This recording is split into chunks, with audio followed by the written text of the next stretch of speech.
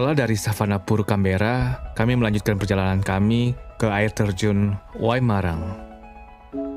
Buat trekkingnya sendiri, air terjun Waimarang sangatlah susah dan mempunyai 3 tingkat.